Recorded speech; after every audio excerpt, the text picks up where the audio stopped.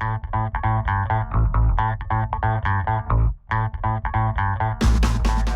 I'm Tushar, I'm the co-founder and CEO of Hubble. The idea of Hubble was actually born during my days as an investment banker. So I actually spent a lot of my time advising companies of all sizes, so really, really large corporates, FTSE 100, all the way down to really, really small companies, sort of plucky startups. And one of the key sort of trends that I kept seeing over and over again was that the larger corporates had a huge amount of trouble with how much real estate and real estate liabilities that they had. And particularly, I remember one of the biggest retailers in the UK, they were trying to figure out how they would invest money online in their digital experience. But what was stopping them from doing that was how expensive all their stores were. And I remember, approaching my boss at that time and saying, look, if they could actually release some of those stores or actually sublet some of that space out, maybe they could actually find the money to invest back online and actually complete their transformation to sort of a new age company. And I remember quite distinctly, I spent about 2 weeks putting this amazing plan together, and I brought that to my boss, and he kind of just looked at me with such disdain and said, I can't believe that you spent 2 weeks putting this plan together. This is ridiculous. There's no way we can present this plan to the board. And it kind of just got me thinking that the way that the world is moving, what's happening is that a lot of the larger companies are using technology to use less and less space, or use space in different ways, which means that they don't need an office or a retail or a shop for 25 years, and actually they can't afford to commit to that. But at the same time, you have all of these new businesses starting up, whether it's a new agency, a new startup, a new brand, and they really struggle with actually growing their business because accessing real estate is really expensive and really, really difficult because it's actually never meant for them. And so the idea kind of came to my head around, well, if these larger companies are wanting to use less space and want that to be more flexible, and these smaller businesses can't access space because it's not flexible enough, maybe there's something here. And we really started exploring, what do we think the world would look like in 20 years or 30 years time?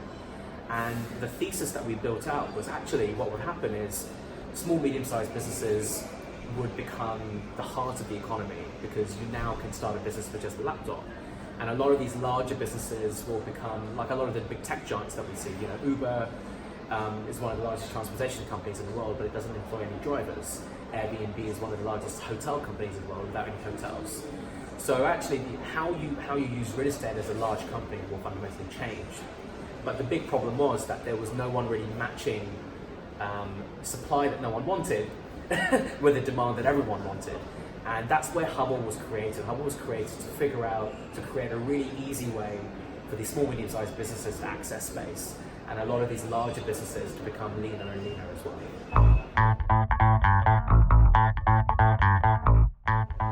Oh, key challenges of roadblocks. I mean, we have challenges of roadblocks every single day still, and we've been running the business for over 5 years now. And the challenges of roadblocks to a business definitely depend on the stage, but right at the beginning, the main challenge we had was we were trying to build a real estate company where none of the founders had any real estate experience.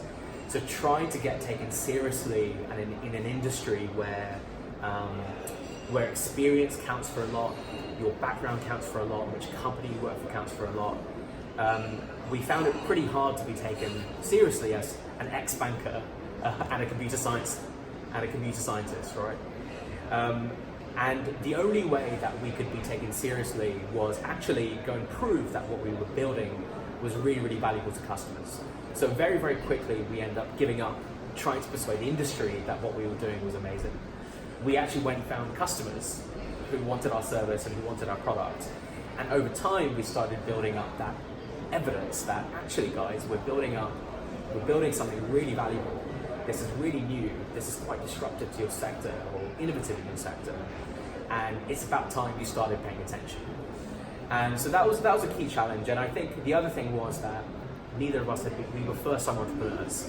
So, we were trying to figure it out as we went along. And there was a lot of stuff, now I look back in hindsight, that we could have done much better. But it's all part of the experience. And I think the challenge is when you are 5 years in and you now have a staff of 55 people are very different. Now you have challenges around, we're now an established brand, people respect us, we now have big investors. Now big challenge is, can we really fulfill the potential? We really believe that this can be a really large, important business in the world. And actually getting there from starting up to scaling up, that's exceptionally hard, and very few businesses in the world manage to get to being incredibly important and incredibly valuable. And so that's the real challenge that we have now.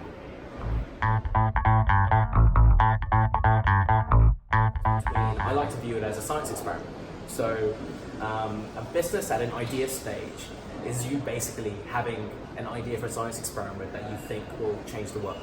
And at that point in time, you're almost like a university or PhD student applying for grant funding to explore your idea. So you're saying, look, this is what we really, really believe. This is what we think will happen. But actually, at the moment, we don't have the resources to even test whether that's going to happen or not. But actually, if what we believe is true, here's this really big impact that's going to have on the world, right? And you're almost trying to get to this really amazing scientific discovery that no one's got to before. So at the idea stage, what a lot of feedback that we got externally from the market, particularly in the British market, was we want to see a business plan, we want to see 5 years of financial, we want to see P&L, we want to see this. And actually, that typically works fine if you're developing an established business. So if you're trying to start another supermarket, or you're trying to open a new restaurant, which are already established business models, then actually that's really, really valuable. You should be able to produce a business plan and some sort of forecast. But if you're trying to create something really new in the world that no one's ever seen before, then you need to really push back and say, guys, this is just an idea, this is just a science experiment.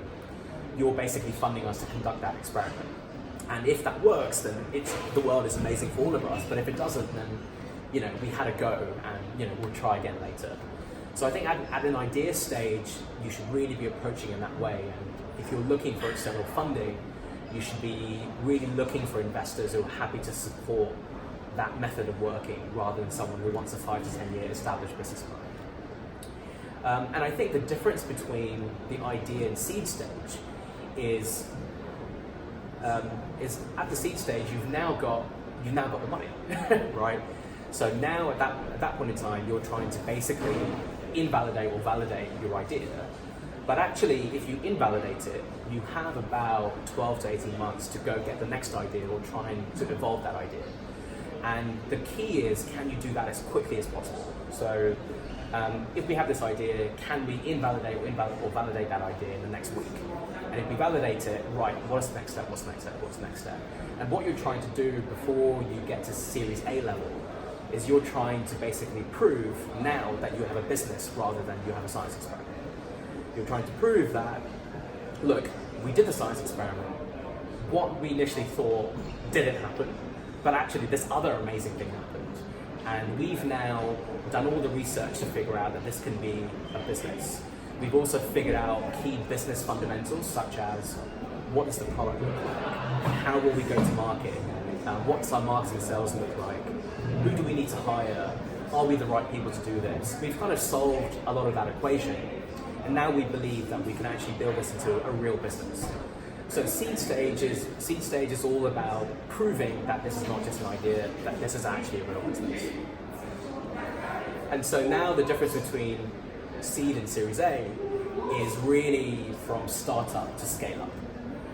And actually what's amazing is that people put a lot of emphasis, we have a lot of programs like Shark Tank in the US or Dragon's Den over here, and a lot of rhetoric around businesses around how good is your idea, and always what people believe is if you have a great idea, it's just going to work and it's going to be massive. And I think what people tend to underestimate is once you have that idea and you've established it, how hard it is to really grow it. Because you may have a really good idea. You may have there's a book called The Innovator's Dilemma by a Hubble professor called Clay Christensen. And he's basically split your customer segments into sort of this curve where you start off with the early adopters. These guys are people who are just so passionate about what you're building that they're going to buy anything that you ever make, and they're going to give you lots and lots of feedback. And typically for sort of childcare products, this may be, brand new parents. For sort of new food delivery startups, and maybe millennials who are quite convenient over anything else and willing to try any new app to try and get their favorite restaurant ordered. But there's actually the vast majority of the population are pretty skeptical about new ideas. They want something that's safe, that's trusted, they want something that's in the mainstream. And so at seed stage, what you're doing is your main customer base will probably be the early adopters. Those will buy from you anyway. And those will give you lots of feedback, positive or negative, to help develop that. And then what you need to prove out is that not only will your product work with the early adopters, which is typically a small portion of the market, actually works with the mainstream adopters as well. And at Series A, what you're really doing is that you're saying, yeah, we know how to make this thing go mainstream. And so we're going to use this money to really go mainstream. If you think about a business as an artist or a singer, what you've done is that you've gone from, hey, maybe I can be a singer, and then maybe I can actually develop my style into a singer-songwriter, and that's the idea stage. And then, hey, look, I'm now playing a bunch of pubs and clubs all around Camden and Brixton, and I've got this amazing fan base, and that's sort of your seed stage, and that's your early adopters. And then your next thing is, can I get signed on to Sony, and be a massive global artist? And that's what you're trying to prove to investors at Series A, that actually, like, not only am I a cult hero, I can be a mainstream platinum selling global artist. And then all the next stages after that are around sort of fulfilling that destiny and scaling that up. Culture is a hugely important part of every business. I think in some businesses it gets talked about a lot, in some businesses it hardly gets talked about. I'm happy to admit that actually in our business it's probably has not been talked about enough. And one of the reasons for that is quite bizarre, is that we haven't really had to. What we managed to do is actually, the way that we've hired our team, is that we managed to hire really good people who actually fit with the culture, which is, as of yet, actually relatively undefined. And that's been we've almost been quite fortunate in that we've not really explicitly written down what that culture, what those values are. We've kind of known what they are.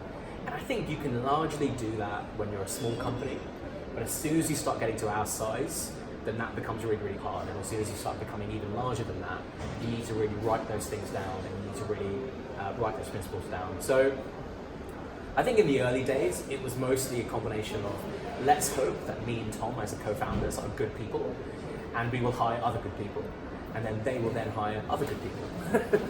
And I think now the company is at a size where we need to put some more rigid stuff in place. So we've now actually started actively working with a values and culture coach. We brought him into the company. He's now working with everyone in the company to basically write down exactly what makes the culture really, really good at the moment, but also figure out what do we want the culture to be, what are we not doing at the moment that we really want to do. So it's current culture, but also aspirational culture. And we're spending the next 12 months as a business really diving deep into this.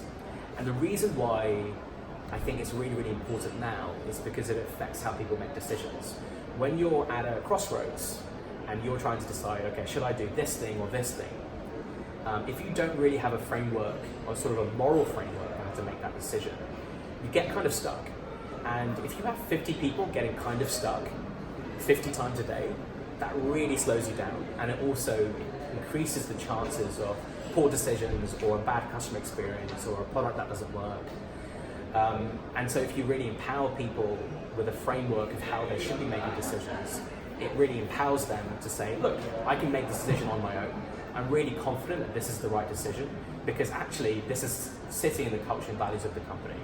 And if someone questions why I did it, I can then point to that and say, I made this decision because I felt it was in line with the culture values of the company. And it allows everything to move faster, it allows everyone to be a lot happier, and it allows us to build a much, much better company as well. And in turn, really, really improve that customer experience and how people deal with Hubble. Managing time and stress levels is probably the most impactful thing you can do as a CEO, I believe, especially as the company gets larger and larger. I think it's very easy for stress to kind of debilitate you, to reduce your ability to make good decisions, to be able to go to the work the next day, win that next customer, to be able to talk to your colleague through a problem that they're having. If you're too stressed out and your body is in fight or flight mode, then you're kind of almost primitive, right? It's really difficult to be thoughtful. And so I think managing stress levels is really, really important. I'm not going to say that I've cracked it. I would say that there's like kind of probably three types of stress that you experience as a CEO. One is putting out what we call firefighting, or putting out fires. So when you're running a business, there's lots of stuff which goes wrong all of the time behind the scenes that no one really knows about. And it goes from being something which you haven't even thought of to being the most important thing that needs to be solved straight away. And if that doesn't happen, then everything goes wrong. And so you need to be able to prepare to be able to deal with stuff when that comes along. And when I first started as a CEO, I'd been used to, I'd been to university, I'd worked in a pretty structured work environment. I wasn't used to so many curveballs. And I think the only way you can deal with it is to condition yourself over time. You can't read a book to figure it out. You can't go to business school, and they won't teach you that there. You kind of just need to put yourself in an environment where you get thrown curveballs the whole time, and be able to sort of, figure it out. The way I always imagine myself is, as a tennis player, sometimes tennis players train with like a tennis ball machine on the other side of the court. And the way you're training is that you're batting away balls here or there. And when you're doing that, that's great. But if you miss one shot, then that's it. You kind of lost your flow, and you just get hit by tennis balls, right? And you can't stop it. And that's kind of the state I feel like I'm in a lot of the time. Where there's just these tennis balls coming at me the entire time, and I'm just trying my hardest to bat them back and forth. So I think that's the first thing, which is sort of stuff which is unexpected and you need to deal with, be able to be prepared to deal with straight away. I think the second thing is just the ongoing expectations. So we work in high-growth technology businesses where the expectations on growth are pretty crazy, right? You're trying to build companies like Uber, which went from 0 to a $40 billion company in about 10 years. And created an entire new industry on a global basis. That's pretty crazy. It's taken people hundreds of years to build up companies that are worth $40 billion. Literally hundreds of years. And now people are doing that within 5 years or 10 years. And so the expectations on growth, on achieving the next milestone, on making sure that the company is almost achieving its potential, that's kind of an ongoing stress that you have, where you feel, yes, whilst these things are going well, under the iceberg or under the water of the iceberg, there's all this amount of stuff that could go wrong. And I think probably one of the best analogies I've ever heard of what a startup feels like is by Reid Hoffman, founder of LinkedIn. He said doing a startup is basically like throwing yourself off a cliff and trying to construct a plane on the way down. Right, you have all the components, you have all the parts, but you're falling down the cliff so quickly that you're trying to basically survive. And that is a pretty sort of long form stress. And I think the third aspect is how that takes its toll on your personal life and social life. And I think family and friends of startup founders don't get enough credit for actually how much work they do behind the scenes to support those people. And I think having a good partner who supports you, having a family who's there for you when stuff is going wrong, people who aren't nagging you or don't have huge expectations of you to sort of bring home this amount of money because you're kind of a broke startup founder. I think you can alleviate a lot of that stress by just having a good home life. But at the same time, if you don't have that, if you're really struggling to pay the bills every month, if you have a partner who's not very supportive, if you have family in a different country, if you move to a different country and you're struggling to build a social circle because you're always at work, those things take a real toll, and those things can start affecting your work pretty quickly as well. So I'd say there's a lot of there is a lot of stress there, and almost the ability to deal with that will determine whether you're successful or not.